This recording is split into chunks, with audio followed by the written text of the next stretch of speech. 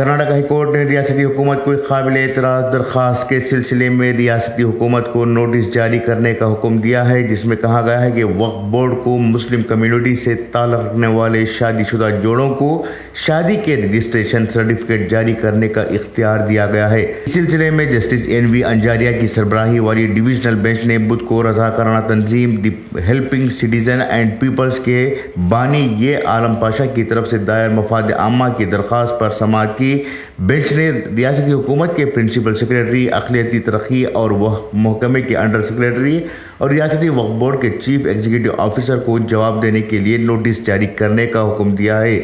इसके मुताबिक जवाब दहिंदगान को दरख्वास्त पर एतराज़ दायर करने की हिदायत करते हुए समाअत 12 नवंबर तक मुलतवी कर दी गई है। दरख्वास्त में शिकायत की गई है कि 2011 में हाई कोर्ट ने रियासती हुकूमत की तरफ से 2009 में मुसलमानों में शादी के रजिस्ट्रेशन सर्टिफिकेट की तकसीम से मुताल्लिक़ जारी करदा अहकामात को मनसूख कर दिया है।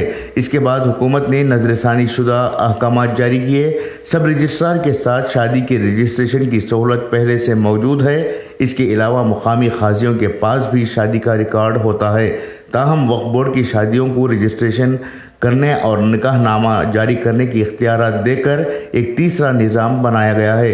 रियासती हुकूमत की तरफ से 30 अगस्त 2023 को जारी किया गया हुक्म, जिसमें मुस्लिम कम्युनिटी से ताल्लुक़ रखने वाले शादीशुदा जोड़े को शादी का रजिस्ट्रेशन और निकाहनामा जारी करने का इख्तियार वक्फ बोर्ड को दिया गया है।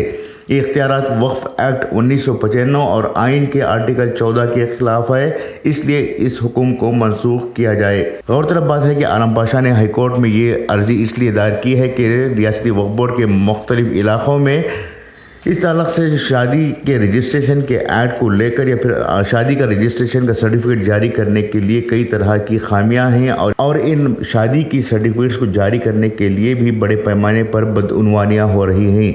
ब्यूरो रिपोर्ट, इनकलाब न्यूज़, बेंगलुरु।